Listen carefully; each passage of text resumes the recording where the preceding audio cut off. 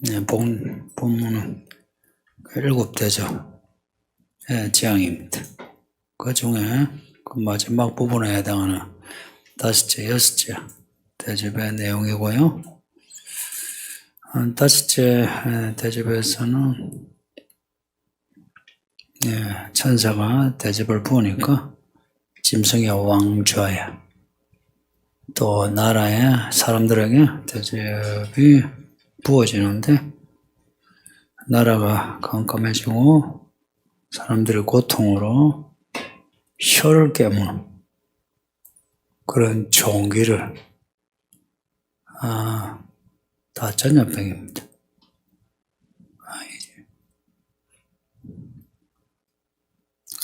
사람들이 다 하나님을 비방하고 그들의 행위를 회개하지 않더라. 짐승의 나라 사람들 답죠. 6째는 유브라데에 대접을 부으니까 강물이 말라 동방의 왕들이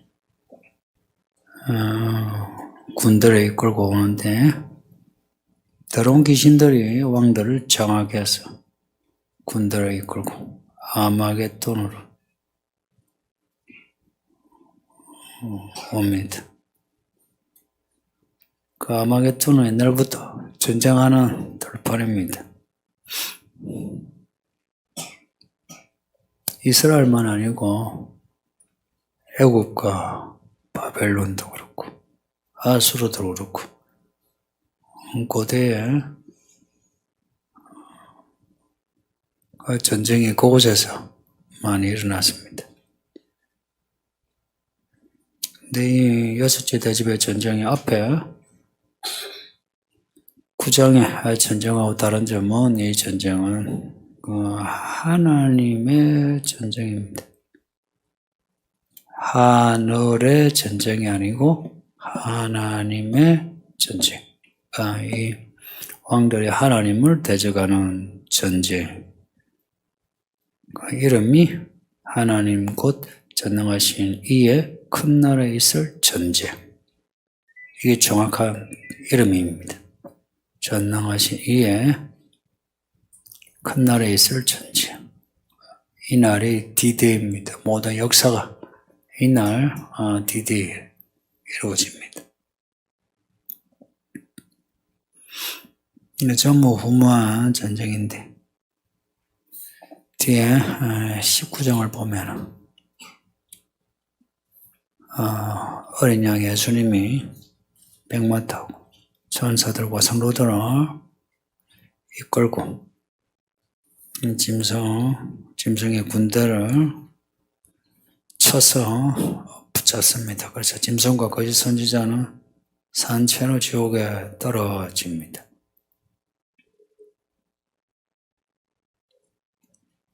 진짜 사람들이 예수님을 직접 눈으로 보게 됩니다. 아이들도 어른들도 질문하는 게 있죠. 예수님이 재림하시면 미국에서도 보이나요? 그 예수님이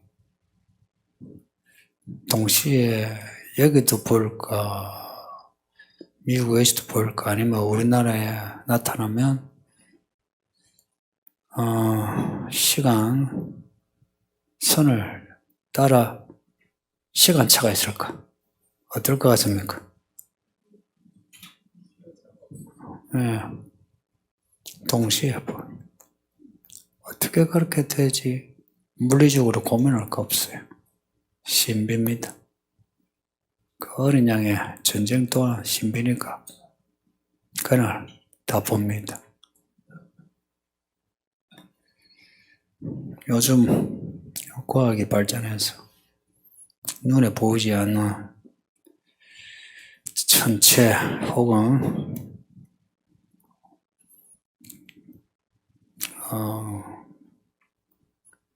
작은 세계 있죠. 그 시와 미시에서 사람들이 생각할 수 없는 그런 세계 그리고 법칙을 요즘 많이 발견합니다. 하나님의 말씀이 그것보다 더 신비롭죠. 야가 이 유브라데 강물이 마르고 왕들이 건너 모이는 이 아마겟돈 전쟁은 하나님의 복수입니다. 사실 게임이 안 되는 하나님의 복수입니다. 하나님은 복수하시는 하나님이라는 거 잊지 마세요. 복수하시는 하나님, 보복하시는 하나님.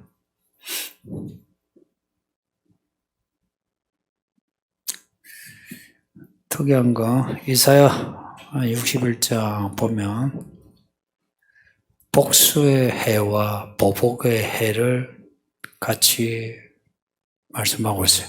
복수와 보복을 같이. 그러니까 일곱 대접의 때는 복수와 보복의 때입니다. 특이하죠. 정말 특이한 시간대가 일곱 대접의 때입니다. 땅에는 심판받는 하나님의 복수가 진행되고 위에는 하나님의 구원받은 사람들이 어린 양의 혼인잔치로 위에 있고, 하나님은 이 날을 D-Day로 벼르고 있습니다. 벼르고 있어요. 주먹을 숨기고 칼을 숨기고 벼르고 있어요, 지금. 그러니까 지금은 이제 여러분들이 잘못하면 하나님 도와줘요 하면 잘못해도 도와주죠. 그때는 얄짤없습니다. 기적이 없습니다. 안 도와줘요. 용서가 없어요. 자기가 느껴져요. 내가 하나님의 원수구나.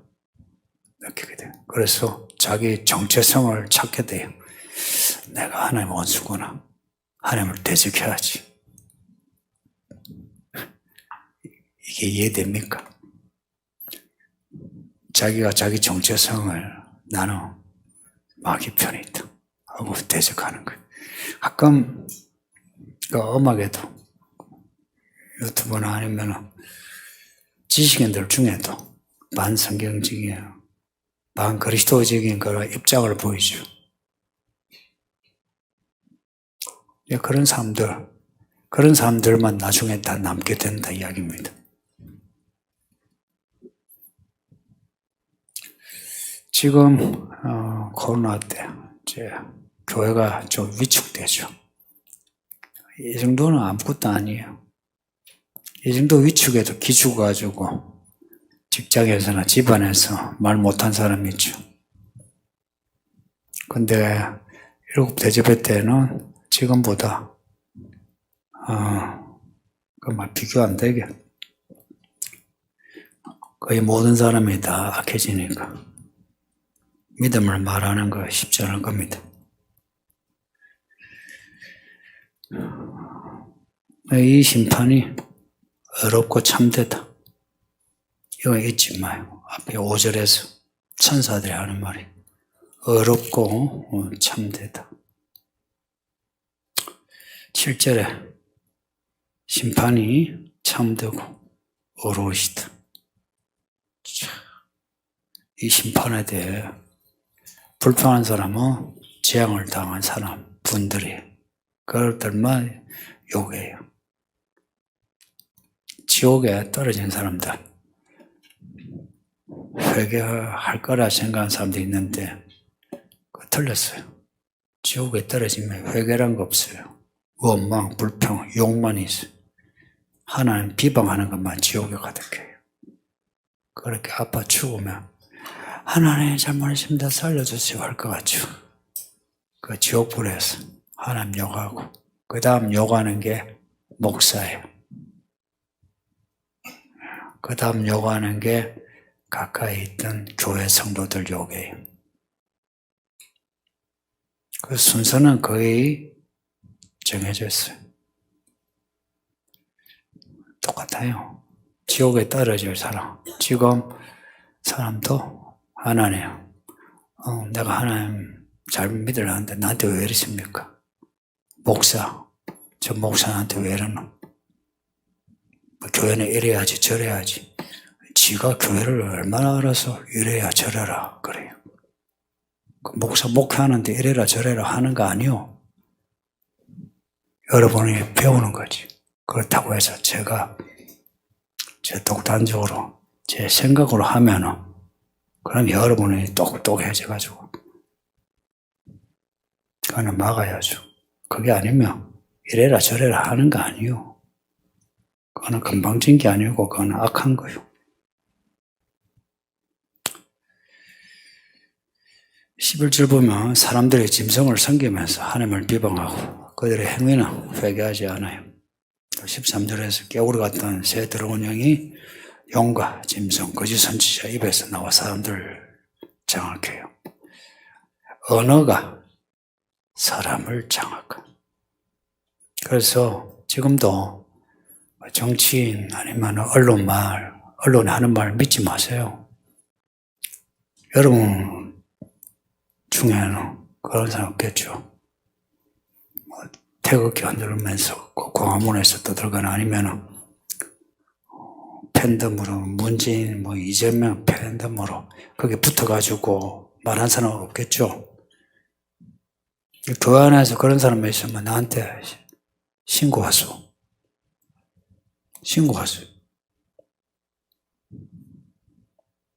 나 진짜 불러가지고 그 밖에서 그러고 안에서는 그냥 말씀을 잘 배우라고 나 이야기 직접 할 거예요. 그 언론에 하는 말 잘 믿지 마요. 어떻게 하면 뉴스를 접하노? 다양한 뉴스를 접하세요. 아니면 공부를 하세요. 공부 중에 그나마 객관적인 공부는 통계입니다. 통계. 그나마 객관적인 걸. 그래서 가능하면은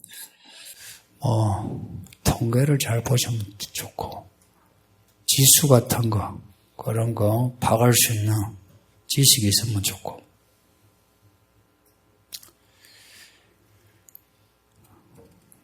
약간 그 귀신들이 짐승, 용, 거짓 선지자 입에서 나온다. 그러니까 입에서 귀신 나온다는 말이 특이한데 사실이에요. 그래서 좋은 말이에요. 좋은 말은 성경의 언어를 말하는 게 좋아요. 제가 지금 설교하잖아요. 성경에 없는 단어를 쓸 때도요. 성경에 주제를 요약하는 말로 그 단어를 쓰지 제가 성경에 있는데 단어가 그보다 더 세련돼서 다른 단어 써온 적은 거의 없어요. 제가 그렇게 안 하려고 하기 때문에. 예를 들어서 영성이란 말 잘 안 써요. 거의 안 써. 믿음을 이야기하지. 영성이란 말, 이 종교나 저 종교나 다 쓰는 말 안 써요. 성경이 나와 있는 그 단어를 쓰지. 근데 성경 없는 단어를 쓸 때는 오늘 이 시대 우리의 이 사회 속에 그걸 정리할 수 있는 용어는 또 필요해요. 그래서 그 단어를 쓰지.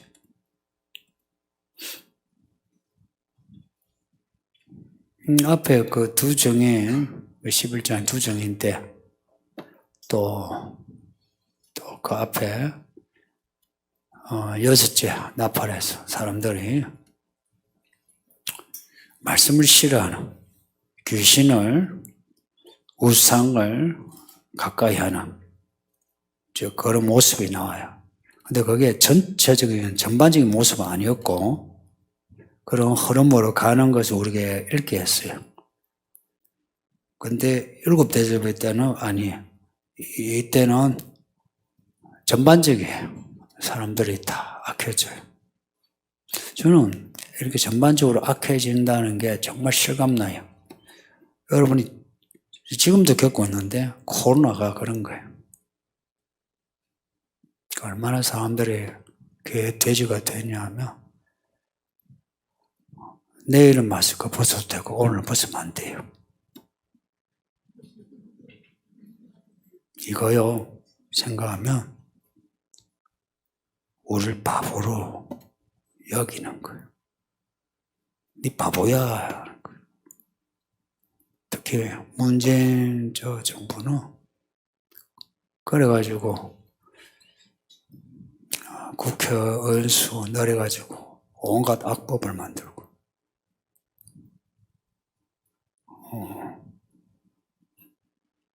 그 여섯째 나팔에서 또 유보라데 나오는데 그 앞에 유보라데 여섯째 나팔의 유보라데 여섯째 대접의 유보라데 연결시켜봐요. 근데 여섯째 나팔에서 유보라데는 그들 간의 전쟁. 이 전쟁은 어린 양과의 하나님과의 전쟁. 유브라데 전쟁은 3차 대전이라 볼 수 있어요. 왜냐? 2만만의 군대가 싸워 3분의 1이 죽는다니까.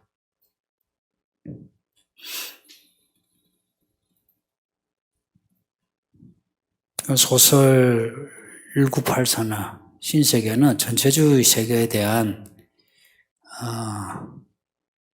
그 암울한 미래에 대한 대표적인 소설이에요. 고전이에요, 고전. 그 다이제스트로 된 짧은 글이라도 한번 읽어보세요. 지금 세계가 그렇게 되어가고 있어요. 북한이나 아니면은 지금의 중국, 러시아하고 비교한다는 최첨단 기술로 사람을 통제하는.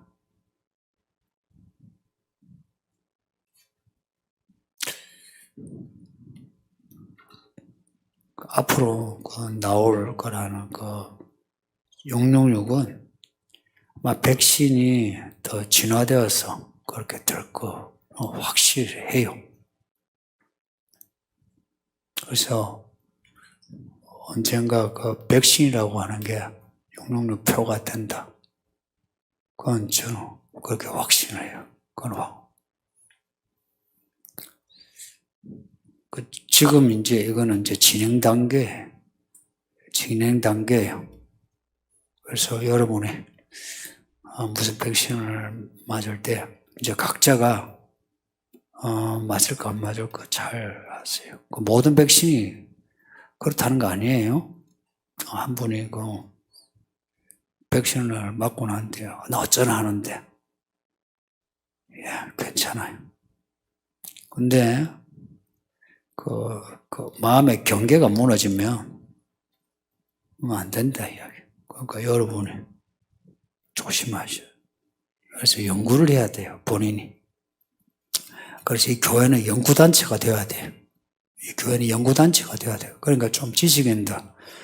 여러분 지식을 여러분의 사고로 자유롭게 하지 말고 성경 안에서 그 지식을 사용하도록 하세요. 이번에 달려보셨죠?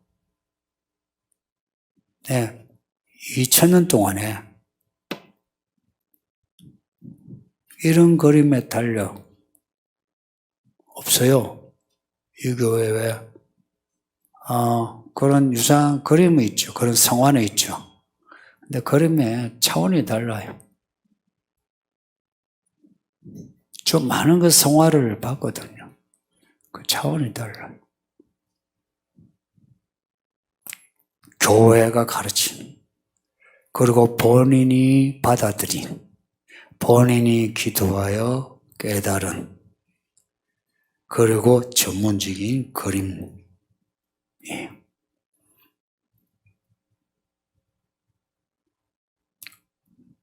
정말 특별한 거예요. 좀 지식에는 좀 자기 지식으로 어떤 무슨 기득권 프리미엄을 가질 생각하지 말고 좀 그걸로 교회를 섬기려고 하세요. 그래서 제가 공부를 하기 위해서 러시아 전쟁 여러 가지 좀 공부를 해서 발표하게 하잖아요. 하면 좀 겸손하게 공부를 하세요. 공부를 해서 교회가 유익하도록. 저는 교회가 이 사회, 그러니까 귀신이 나오는 입을 가진 이 사회에 대한 지식 공동체가 되어야 된다 생각을 해요. 공감해 주세요. 공부를 해야 돼요. 그래서 이 사회가 정치적인 혹은 사회 문화적인 거 이야기할 때 우리는 그에 대해서 성경적인 어떤 대응을 해야 돼요. 사람들이 그런 대응 자체가 없어요. 보세요. 위에 헬스 몇 시간이고 이두박근 삼두박근 거울 앞에서 많은 성도들이 그렇게 해요. 몸을 어떻게 굴려야 되는지 아십니까? 몸에 대해서 공부해 보셨나요? 아니면 여러분의 연애, 결혼, 아니면 직업 공부해 보셨나요? 돈 버는 거, 돈 쓰는 거, 돈 쓰는 거 아세요? 돈은 벌 줄 알죠, 그죠? 시급으로 받아 돈 벌죠. 돈 쓸 줄 알아요? 돈 벌 줄 안다는 거는 약간 돈 쓸 줄 안다는 말하고 돈 벌 줄 안다는 말 어느 말이 좀 더 가치지향적이에요? 쓸 줄 안다죠, 그죠? 돈 벌 줄 안다는 사람을 존경해요? 돈 쓸 줄 안다는 사람을 존경해요? 그런 말이에요. 근데 이런 문제를 별로 생각을 안 하는 거라. 그러니까 안 하니까 돈 벌 줄 아는 사람 되고자 하는 거예요. 근데 이런 거 생각하면 약간 이게 무게중심이 좀 바뀌어요.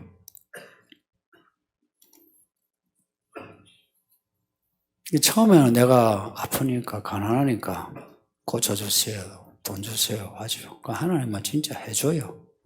정말 해주시더라고.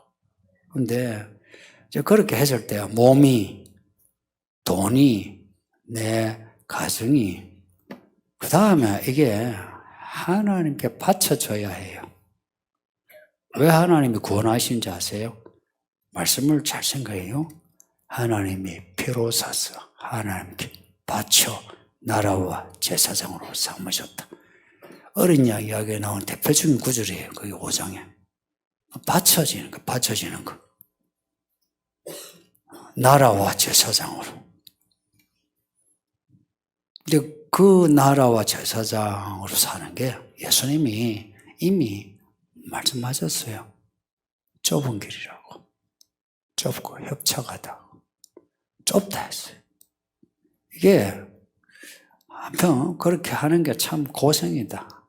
좀 불편하다. 일 수도 있는데 좁다는 게 한편으로는 그렇게 생각할 수 있는 생각을 하기가 참 쉽지 않다. 그렇게 생각하는 거.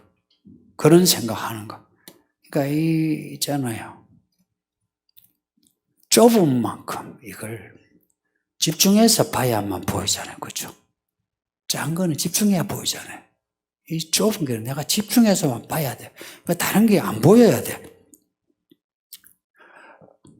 바늘구멍에 실을 넣을 때에 눈을 그냥 이렇게 떠가지고 이렇게 다 보고 하지는 못해요. 그 구멍만 바라봐야 돼. 그러니까 믿음은 나를 거기에 집어넣는 거라. 그 집중을 해야 돼. 근데 그 집중하는데 그래서 좁은 길이라 하지 않냐. 그래서 누가 그러면 가느냐. 그 다음 그 말씀 뒤에 하나님의 일을 생각하는 사람이다. 그래요. 사람의 일을 생각하면 막이고 그 하나님의 일을 생각하는 결국은 생각의 문제예요.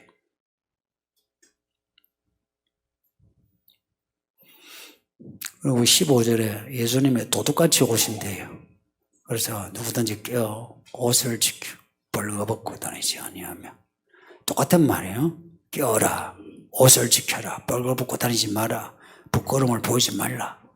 이런 거 사실은 같은 의미의 단어들이 반복이 되는 거는 성경의 특징이에요. 구약의 선지서를 보면 같은 의미가 A, B, C, D나 그 다음 또 밑에 가면은 비슷한데 표현이 달라요. A-, B-, C- 이렇게 나와요. 이 15절은 이 7대접의 때가 그 날이 언제 임할지 모르니까 껴라. 그러니까 7대접의 날을 통으로 한 날로 말씀하는 거예요. 다시 말할게요. 7대접의 때를 통으로 한 날로 이야기해요. 그래서 그 날이 예수님이 오시는 날이라. 7대접의 때가 7대접의 때 하면은 성도는 시온산에 서죠. 예수님을 만나죠. 만나는 거 아니에요. 근데 첫째에서 7째 대접까지에 그때 예수님이 이제 오시죠. 그러니까 이게 7째 대접은 시작할 때, 마칠 때, 한 날. 그날이 도둑같이 와요. 도둑같이 온답니다. 그날을 아무도 모르니까 모른다 해야 되고, 그리고 준비를 해야 되죠. 그 준비하게 하고 하는 말씀이 요한계시록 아니에요. 그 7교회 주신 말씀 생각해 보세요. 여러분, 만약 여러분이 열심히 믿어요. 사랑도 사역도 뭐도 많은데 처음 사랑은 처음에 그 설레고 뜨거운 마음이 있느냐만 그걸 갖다가 없다고 구원받기 힘들어 이런 소리 들으면 기분이 어때요? 성경이 그렇게 하고 있잖아요. 순교할 마음까지도 있는데 내가 잠시 누군가 이 성경에 반하는 내용을 이야기하는데 아유 시끄러울 것 같아서 나 줬어. 근데 그것 때문에 환란에 남겨진다 이런 소리 들으면 섭섭하죠. 여러분이 지금 듣고 싶은 말은 이런 거예요. 다 여러분 구원받았습니다. 여러분 다 못 받았습니다. 뭐 시작은 뭐 작거나 나중은 위대합니다. 이런 욥기 같은 이런 말씀 좋아하죠. 그리고 다 구원받았습니다. 할렐루야 하면 갑자기 여러분도 갑자기 목사가 하다가 마음에 안 들면 나갈라 이런 소리 하다가 할렐루야 하면 갑자기 힘이 업이 되면서 은혜가 돼요. 그렇죠? 근데 이런 거예요. 업이 되는데 내용이 없어. 사람이 이게 골격이 뭐 되고 내장이 되면 뭔가 약이 돼요. 영양이 돼야 되는데 할렐루야 했는데 인스턴트라.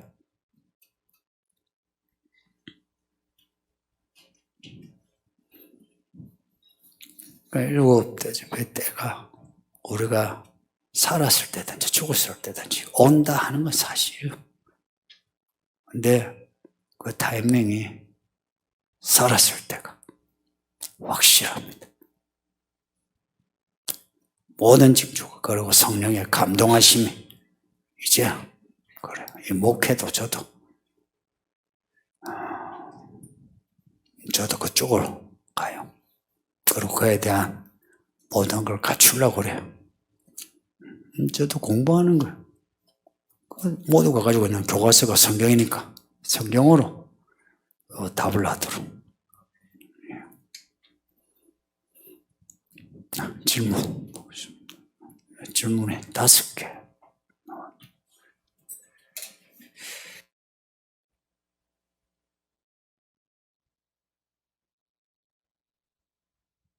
금요 예배 때 저희도 삼손처럼 우리를 잡아먹으라고 가르쳐주고 있다고 하셨는데 저희가 누구에게 저희를 잡아먹으라고 하고 있는지요? 구체적으로 누구에게 그리고 잡아먹으라 하는 것이 어떤 행동인지 설명해 주시면 감사하겠습니다.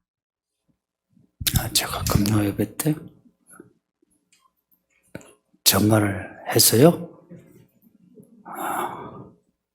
했군요.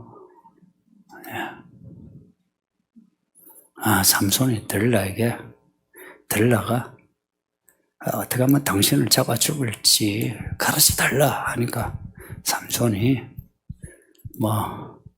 한두 번은 이제 거짓말 하다가 결국은 진짜 답을 가르쳐 줘서 이제 죽게 되는 거죠.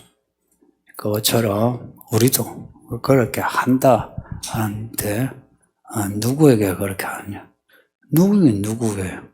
사람들 전부에게 그러죠. 만나는 사람들마다 그러죠. 믿음으로 살려고 해보세요.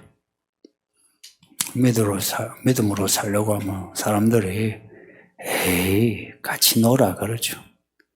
그거 들려고 하는 말이 그거 아니요. 같이 놀자.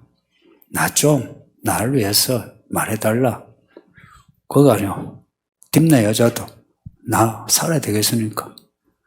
그러니까 종교적인 연민과 동정이 있으면 삼손처럼 됩니다. 그런 거죠. 내 사랑하는 여자가 나 때문에 죽을 것 같다. 예수 믿는 사람이 그걸 그냥 모른 척 해야 될까요? 아니면 나를 희생해서라도 답을 이야기해야 될까요? 예? 어찌해야 될까요? 내 사랑하는 여자가 내가 교회 가는 거 힘들어해요. 교회 가는 건 괜찮은데 11주 내는 거는 또 싫어. 11주 내는 건 괜찮은데 수요일 가는 거는 못 참겠어. 수요일 가는 건 괜찮은데 여자가 새벽부터 일어나가지고 새벽 예배 간대. 새벽 예배 가는 건 괜찮은데 여자가 교회에 일하는데 몸과 돈을 아끼지 않네. 그래서 남편이 하지 말라. 교회 하지 말라 하는데 여자가 남편이 그렇게 사랑하는 남편이 그렇게 애타 말리면은 어찌 하겠어요? 어떻게 하는 게 믿음으로 하는 거겠어요?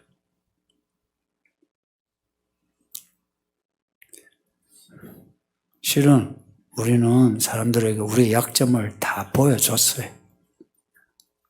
그래서 여러분의 가족, 여러분의 남편, 아내, 여러분의 자녀, 부모는 여러분의 어디가 약한지 알고 그걸로 이야기해요. 그리고 여러분은 늘 넘어졌기 때문에 거짓말 그러면은 치고 들어오면 그냥 넘어져. 삼손이들에게 답 가르쳐준 것처럼 답 가르쳐주고 그러니까 결박당하고 죽고 또 결박당하고 죽고 하나하나 죽어나가고 있어요. 안 그렇나? 부모, 직장의 동료 우리의 약점 알고 있어. 우리가 어디가 약한지 뭘 쑤시면은 우리의 믿음이 갑자기 힘이 빠져가 털썩 않는 거 있잖아요. 그렇게 되는지 알고 있다고. 같이 있는 사람은. 여러분은 아이고 어쩔 수 없지. 사랑하는데 삼손 한번 물어봐요. 이 삼손 같은 사람이에요. 왜 그랬노? 한번 삼손이 말하냐. 내가 그 여자를 사랑하는데 어찌하면 좋아 이런 거예요. 이 삼손 같은 할머니는 왜 그래요 하면은 손주가 자려고 오는데 그러잖아. 그러면은 누가 뭐라 해요? 그래서 이 손주는 할머니의 약점을 아는 거라. 저 뒤에 딸은 확실히 알아. 그러면은 한두 번은 버텨주죠, 그죠? 하다가 서너 번 하면 그러면 이제 이런 거야. 내가 할 만큼 했습니다, 하나님 이런 거 하나. 누구 모든 사람에게 잡아먹으라 하지는 않죠. 이런 거요. 하나님 제가 참을 만큼 참았습니다. 견딜 만큼 할 만큼 내가 선방했습니다. 하고는 이제 무너지는 거죠.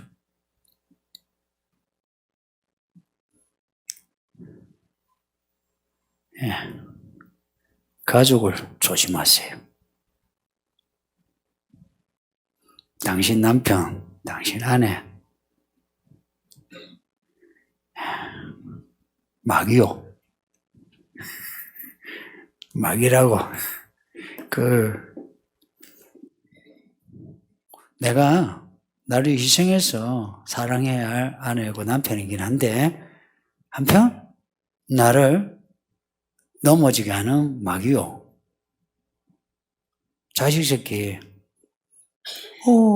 아주 그 새끼 날 넘어지게 하는 마귀요.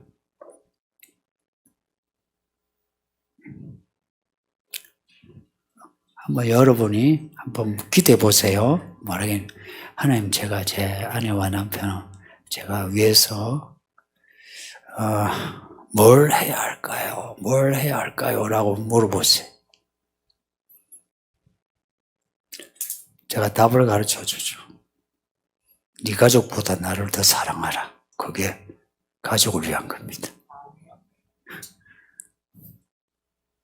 이럴 때 듣기 감동스러우니까 아멘은 되지.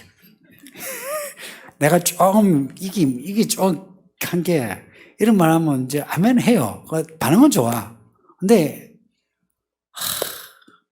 이게 현실에서는 거의 안 된다 이야기라. 저는 이거 문장이 뭔가 임팩트가 있어가 하는 것보다 뭔가 이런 걸 현실에서 고민을 해. 가족 조심해요. 그리고 결혼했으면 부부가 예수님을 닮아가지 서로 닮아가지 마세요. 이 젊은 부부들 서로 닮아가지 마세요. 제가 선언하죠. 서로 닮을 구석이 없어. 제가 볼 때 여러분 서로 닮을 구석이 없어요. 그러니까 너무 자랑하지 마. 남편 자랑하고 아내 자랑할 거 없어요. 예수님을 닮아가요. 말씀을 따라가면 돼. 그게 진짜 정답이에요. 넘어갑시다. 나의 의도와는 다르게 내가 하는 말이 듣는 이의 믿음을 잃게 했다는 것을 어떻게 알 수 있나요? 그리고 그것을 어떻게 막을 수 있나요? 이 대화를 하면 그걸 감지 못하면 벌써 당신은 그냥 수다 떨었던 거예요. 이야기를 하는데 나와 너 대화 중에 믿음이 없다는 건 느끼지. 그걸 못 느낀다는 거는 사실은 당신은 그 사람을 얻을 만한 혹은 사람을 가르칠 만한 아니면 그런 대화를 할 만한 사람이 아니지. 느끼지. 그건 대화를 할 때 이미 느껴요. 그렇지 않아요? 이미 결과는 대화를 할 때 이미 그 흐름을 이렇게 되고 대화 후를 내가 생각해요. 대화하면서 느껴야 되지. 이런 거 있죠. 대화할 때 내가 선의로 했는데 결과가 좀 왜 그런다 하는데 전에 한번 질문에 교회 어쨌든 안 나온 사람 어찌해야 되느냐 하는데 당신 믿음 잘 챙겨요. 찾아다니고 할 거 없어. 당신 믿음 잘 챙겨. 그리고 교회 안에서도 당신이 약한 사람 어쩌고 도와주고 그러지 않아도 돼요. 당신이 약하다고. 잊었으면 벌써 장로 세웠지.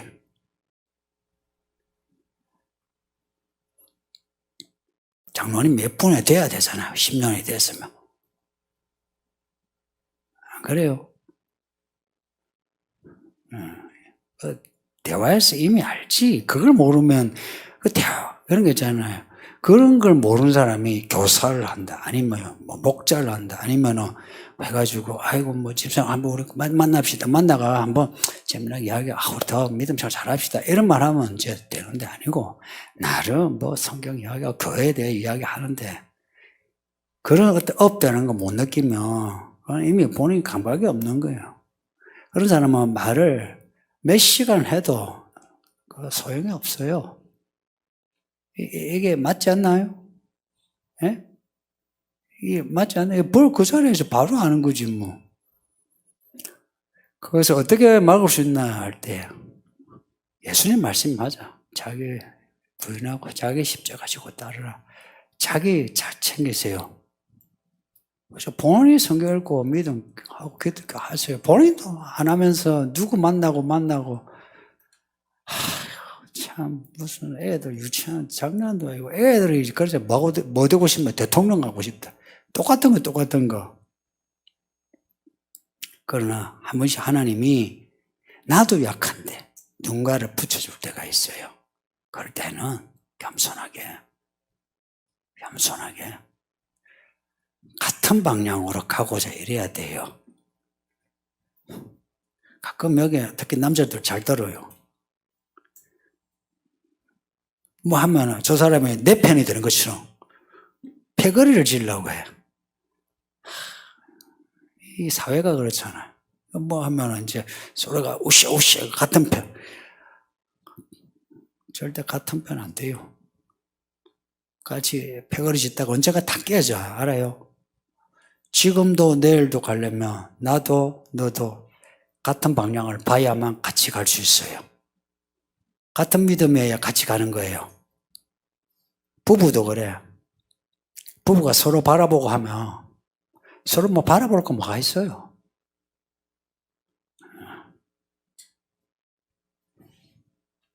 다 속을 알고 늙으면 쪼글쪼글해지고 뭐 볼 거 있어요. 같은 방향으로 볼 때에 모든 것이 덮어지면 진짜 사랑이 되지. 그것도 아니면서 내가 그러니까 종교적인 어떤 올바름 이런 거 내가 요즘 그 말을 잘 만든 것 같아. 하는 거 아니에요. 정치적 올바름이 이게 지금 이 사회를 얼마나 더럽히는 줄 아세요? 똑같이 종교적 올바름 이게 한국 교회를 지금 장악하고 있어. 그러니까 이 나이대 이 남자들이 이제 그런 생각에 물들어가 교회를 이제 시키면 이제 그렇게 하는 거라 맞지?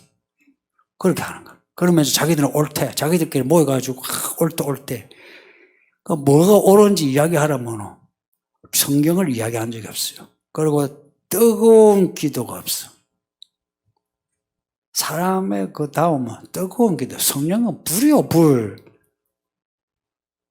불이라고, 불. 그래서 불보다 뜨거워야지. 그래서 말에도 뜨거움이 있어요. 한데 약간 추상적인데 그냥 말씀도 살아야지 이런 거 있죠. 하나님께 맡겨야 된다 뭐 이런 말을 막 하게 되고요. 근데 그 뜨거움이 없으면 그냥 자기 생각 이야기해요. 자기 생각을 지지하는 성경 구절. 마귀가 그랬잖아. 야, 돌 떡으로 만들어봐. 그런 말이야. 자기 생각을 지지하는 성경 구절. 예전에 지금도 그렇지만 반론을 제기하려면 하라 이야기해요. 그러니까 말씀에는 말씀으로 대꾸를 할 수밖에 없어요.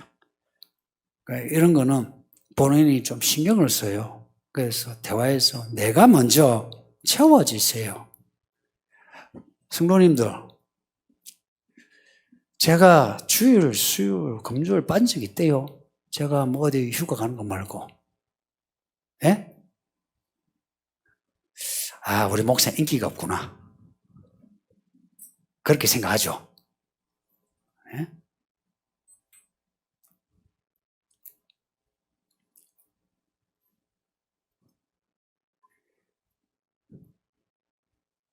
저는 저 자신 채우고 이 교회 채우고 그리고 이 나이 되면 다 노회하고 총회도 가고 그래요. 이 나이 되면 노회 총회 이름이 좀 있어야지. 여러분 노회장 목사가 좋아요? 그냥 목사가 좋아요? 노회장. 나 노회장 하고 싶어요. 하라고 지금 하고 싶다니까. 좀 시켜줘요. 그럼 여러분이 꽉 차면 돼. 그래서 이 차고 해서 제가 나갈 수 있도록만 되면 되는데, 그게 안 되는데. 나가면 좋잖아요. 어디 가서 설교 한번 하면 몇십만 원 돈 받지. 이거요. 제가 오도 가도 안 하면 이게 없어. 아세요? 당신들 입장 생각해봐. 이게 얼마나 중요한지. 응? 야, 우리 기독교인이 약간 있잖아요. 현실 감각이 좀 떨어져. 왜 그런지 몰라. 그러니까 돈 벌어도 찌질찌질하게 돈 벌지. 넘어갑시다. 천년왕국 이후에 나오는 전쟁 이야기가 있는데 아마겟돈 전쟁을 최후의 전쟁이라고 하는 이유는 무엇인가요? 이 질문 누가 하셨노? 이야, 이건 나중에 이야기하려고 한 거거든요. 이런 질문이 정말 좋은 질문. 왜냐하니까 성경을 읽고 이야기하는 거예요. 성경의 내용이 궁금한 거라. 이거는 지식의 문제 같죠? 아니에요. 하나님의 뜻을 이야기를 알고 싶어 하는 거라. 믿음의 성장은 하나님의 이야기를 알아야 내 믿음이 자라고 내 말이 자라고 이래요. 이야. 앞에 마지막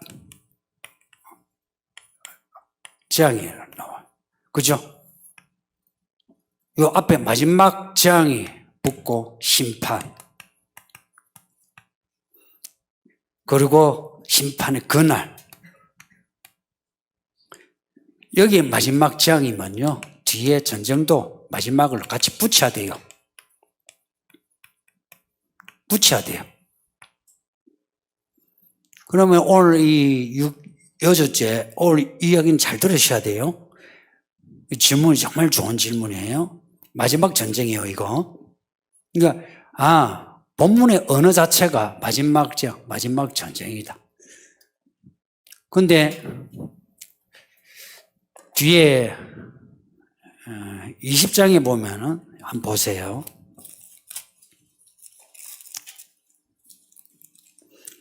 20장에 보면, 3절에 보면, 천년왕국이 나와요. 천년 동안에 용이 무적행에 천년 동안 갇혀요. 천년 동안에.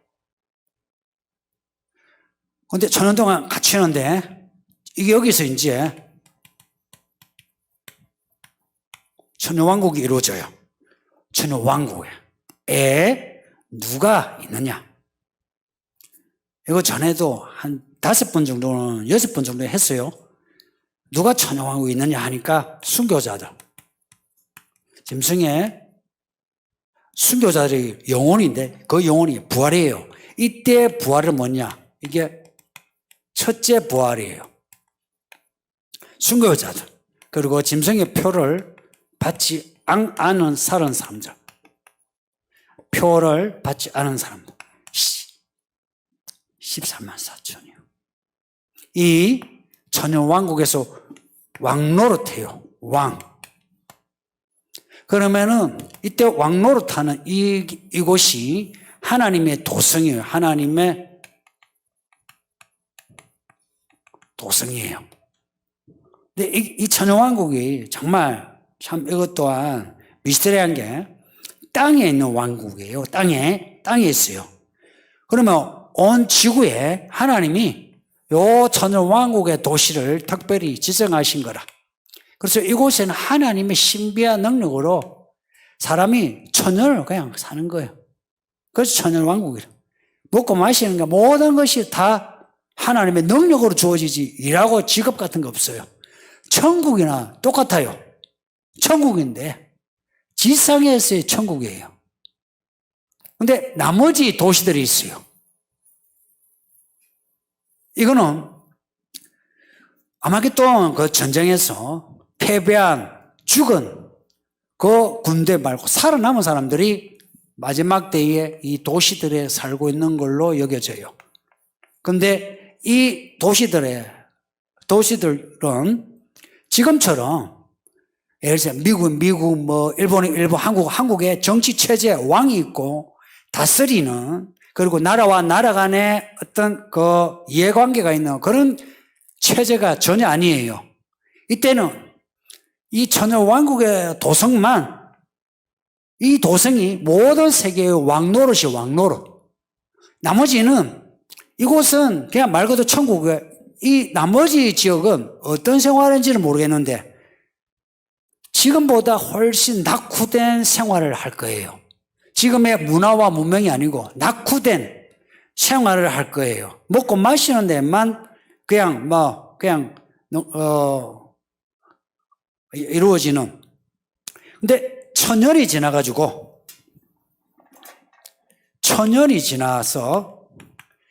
무적에게 갇혔던 그 마귀가 왕이 이 세상의 왕 용이 천년 후에 노임을 받아요. 노임을 받은 용이 망국에 가서 그러니까 하나님의 도성 말고 저기에 살고 있는 다니면서 야 했어. 저 성을 치자 이런 거예요. 이때 하늘에서 불이 내려와서 이 용을 치고 곡과 마곡으로 일컬어지는 이 세상을 쳐요. 그러니까 이거 보면 이 또한 이게 전쟁인데 왜 이 아마겟돈 이 전쟁을 마지막 전쟁이라고 하느냐라고 지금 질문한 거예요. 질문 이해됩니까? 예. 성도님들, 이 질문을 한다는 거는 계시록을 읽은 사람만 질문한 거예요. 적어도 이런 질문이 지금 나와야 제가 반복해서 지금 여러분이 약간 딜레마 같은 그런 문제를 이야기할 수 있는 거예요. 이 전쟁하고 이 아마겟돈 전쟁하고 지금 이 20장의 전쟁의 차이가 뭐가 있을 것 같아요? 전쟁이랑 그 헬라어는 같아요. 그리스어가 같아요. 전쟁 혹은 싸운다는 단어가 같은 단어를 써요. 그런데 왜 아마겟돈 전쟁을 마지막 전쟁이라고 부를까 하는 거예요. 성경에서의 전쟁, 특이한 거.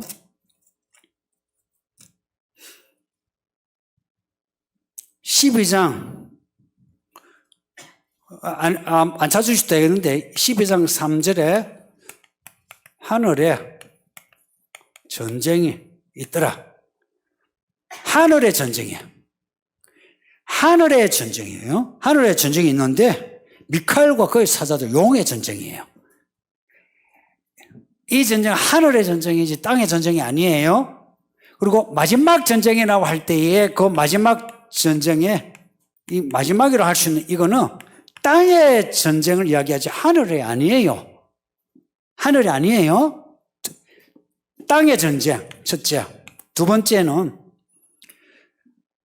지금 마지막 전쟁이 날 때 이 전쟁은요, 세상의 체제가, 세상의 왕이 마귀예요. 정치 체제, 문화, 세상을 악한 그 영이 지배하고 있는 세상이에요. 그 세상에서 이루어지는 전쟁이에요. 근데 천여왕국은 이때는 이 천여왕국의 이 도성 외에 여기는 힘을 가지는 통치 체제는 없어요. 이때는 나라 간의 알력이라든지 이게 없어요. 왜냐하니까 하나님의 도성에 그 성도들이 이미 전 세계에 지배자가 되어 있어요. 그래서 나머지는 여기는 아무 힘이 없어요. 그래서 마귀가 이들 곡과 마곡을 유혹해서 모은다 그러지, 이들 곡과 마곡의 사람들이 모아가지고 앞에 아마겟돈 전쟁처럼 여기에 사람들이 모여가지고, 야, 교회를 치자. 아니, 뭐야, 우리가 힘을 모으자. 우리가 뭐 바벨탑을 쌓자. 이런 게 아니에요. 뒤에 20장의 그 천여왕국 후의 전쟁은 마귀가 미혹했어. 그리고 이 전쟁이 모아지고 이게 아니고 바로 그냥 불로, 하늘에서 불로 치는 거예요. 하늘에서 불로. 지금의 체제하고 달라요. 체제가 달라요. 세 번째, 전쟁이 아마겟돈 전쟁은 어린 양 예수님이 백마 타고 와요. 그 뒤에 누가 따라온지 아세요? 성도들이 따라와요. 백마 타고. 이게 어디서 나타나냐면요. 12장 17절 보면 용이 여자에게 분노에 돌아가서 그 여자의 남은 자손 곧 하나님의 계명을 지켜요. 예수의 증거를 가진 자들과 더불어 싸우려고 바다 모래 위에 서더라. 이 모습은 용과 성도와의 전쟁이 19장의 그 모습으로 나타나요. 그러니까 천여왕국 후의 전쟁하고 이 전쟁은 이건 달라요. 이해됩니까? 전쟁이라고 할 때 땅이에요. 그 다음에 교회가 성도가 세상의 체제에서 말하자면 우위가 아니에요. 지배당하는 입장이에요. S의 전쟁이에요. 그리고 사람들이 이 악한 사람들이 모여서 그래서 짐승과 거짓 선지자가 등장해서 용에게 그 권력을 받아서 사람들을 미혹하는 거예요. 이게 땅의 전쟁의 모습이에요. 그런데 천여왕국 후의 전쟁은 이 나머지 이 도시들이, 이 나라들이 먼저 움직이는 게 아니고 마귀가 무중에서 풀려나는 마귀가 와가지고 미혹해서 이 사람들이 이렇게 좀 요동하는 거지. 그리고 전쟁의 결과도 그냥 하늘에서 불이 내려와서 없앤다. 그래서 전쟁의 본질이 달라요. 게임 자체가 아니고 본질, 이 전쟁의 차원이 달라. 그래서 전쟁이, 마지막 전쟁이라면 아마겟돈 전쟁이에요. 이거는 전쟁이라 할 수 없는 마귀의 마지막 발악을 그냥 짓밟아 뭉개는 거지. 전쟁이라 할 수 없어요. 이 마귀가 마지막으로 발악을 하는. 왜? 놓아주느냐? 왜 놓아주느냐? 이렇게 질문해요. 왜 놓아주겠어요? 무중에서. 불지옥에 보내려고. 불지옥에 보내려고. 놓아주고, 그리고 불러쳐서, 그리고 불지옥에 가니까 거기에 누가 있더라? 짐승과 거짓 선지자가 있더라. 그 짐승과 거짓 선지자가 어디에 나오느냐? 앞에 19장에서 아마겟돈 전쟁 후에 거짓 선지자와 짐승이 산채로 지옥에 들어가 있어요. 그러니까 먼저 들어가고 무정행에 용이 갇혀 있는 거라. 그러니까 이런 무정행이란 혹은 지옥과 무정행 이런 관계는 사실은 정확하게 우리가 딱 잘라가 말하기는 힘들어요. 그러나 하나님이 심판하시는 장소, 그 무정행이 따로 있고 지옥이 따로 있다. 그런데 같은 처벌의 장소라는 점이에요. 이 질문은 그래서 성경을 읽고 너는 고민을 해줘서 너무 고마워요. 그 목사가요 성경을 가르치는데 이런 질문하면 되게 기분 좋아요. 와, 이것을 궁금해하는구나. 그거는 기특하죠. 공부 잘하는 학생 본 겁니다. 얘 공부 열심히 하는구나. 아주 기분 좋은 거죠. 다른 거 질문보다 이런 질문하면 제가 정말 좋아요. 또 있습니까? 지금은 겨자씨만한 믿음으로라도 하나님의 기적, 자비, 응답을 얻어 하나님과의 믿음의 상호작용이 있는데 일곱 대접의 시간에는 하나님의 응답이 없으신 때가 된다 하시니 순교한다 해도 그것이 구원받을 믿음인지 아닌지도 확증받지 못하고 죽을 것 같아 하나님의 도우심 없는 그 마지막 날의 모습 자체가 큰 재앙이라는 생각이 듭니다. 그러니 저는 여러분 어쨌든 예수님의 그 시온산에 서도록 합시다. 예, 넘어갑시다. 마지막이죠. 코로나19 초기 상황으로 돌아간다면 행정명령을 거부했어야 하나 의문입니다. 아마겟돈 전쟁 시에는 더 큰 행정명령이 있을 듯합니다. 이럴 경우 쫓아가기도 바쁠 듯 해서요.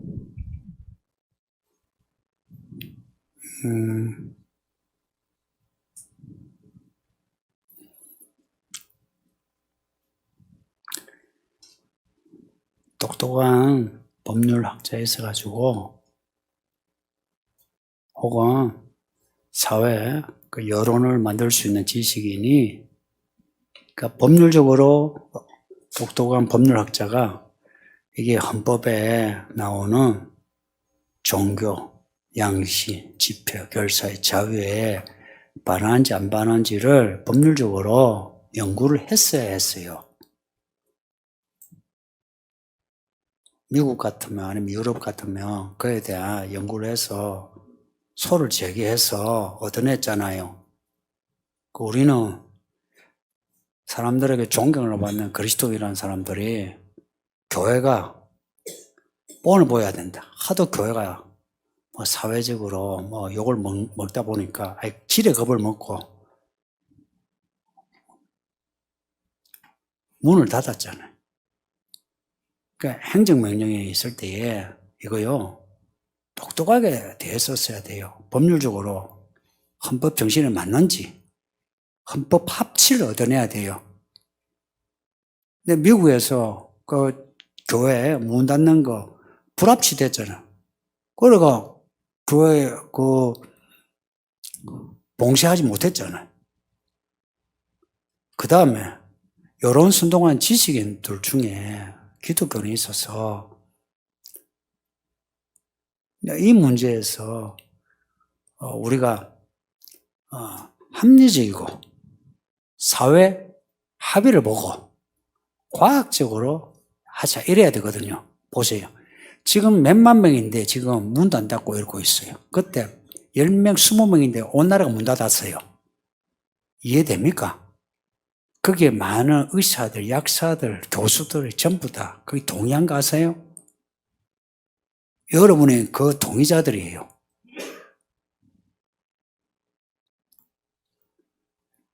그리고 아마겟돈 전쟁 때는 행정명령이 아니에요. 이때는 행정명령은 그 밑에 법률 밑에 있어요. 헌법, 법률 밑에 있어요. 이때는 법으로 해요, 법으로. 행정명령보다 센 게 법이에요. 그래서 이때는 안 할 수가 없어요. 왜 북한 보세요. 북한은 왜 지하교회가 있나요? 법으로 안 되니까. 이때는 법으로 하기 때문에 예배를 하려면 그냥 지하로 가야 돼요. 그래서 중국처럼 그 나라 정부가 인정하는 교회만 예배를 해요. 정부가 인정하는 그 교회가 삼자교회잖아요. 정부의 시책에 찬성하지 않으면 교회 안 돼요. 그래서 정부가 세우는 목사, 정부가 시행하는 그 행정, 그에 대한 찬성하는 교회만 세우는 거예요. 나머지는 전부 다 지하교회처럼 되어 있어요. 우리가 중국에 가면은 앞에 보이는 교회는 대부분 삼자교회입니다. 삼자교회 아닌 교회는 전에 예배당을 다 부수고 십자가 털을 부수고 예배당 부수고 거의 다 부숴서 그래서 제가 아는 그 친구 선교사도 중국에 간 선교사들 많거든요. 거의 다 들어왔어요. 들어왔어요. 못해요. 그러니까 아마겟돈 이 7대접의 때는 이 자체가 안 됩니다. 여러분 생각에 뭐 믿으면 될 것 같다 하죠. 유치한 생각이에요. 코로나 이때 그 분위기하고 달라요. 코로나 때는 그래도 소리 낼 수 있었죠, 그죠? 근데 이때 소리 못 내요. 소리 내면은 옆에 사람이 바로 신고 들어가요. 코로나 때도요, 우리 목사님들이 얼마나 힘들었냐면, 예배를 드리면, 예를 들어, 동네 아파트 사람들이 감시를 해서 신고를 해요. 이거 웃기는 세상 아니에요? 아파트, 이제, 교회 예배당이 따로 있는 데인데도, 예배당에 사람이 출입하면, 그리고 우리도 그랬잖아요. 이 빌딩에 출입한 사람이 우리가 예배하는 거, 그것도 그때 행정명령으로 하지 않을 때, 그때 권고사항일 때도 예배한다고 신고하고 그랬어요. 그리고 구청에 사람이 와가지고 여기에 플라스틱 그거 막을 안 한다고 저보고 2번 그랬어요. 벌금 나갑니다. 벌금 나갑니다. 무슨 공상당이 있죠 하듯이 벌금 나갑니다. 그래요. 뭐, 이거 좀 좋습니까? 이거 참 벌금 나갈 건데 한번 이거 좀 해주세요. 이게 아니고 왜 안 했어요? 그리고 여기에 이제 찬송 인도하는 성도들이 마스크를 안 했다. 마스크를 해도 왜 한 사람 한 사람 앞에 이게 막을 안 하느냐. 이게 문재인 때입니다. 민주주의라고 하는. 이 보수 정권이 한번 칼 잡으면 문재인보다 답니다. 이 참 무서운 시대에 들어왔어요. 예.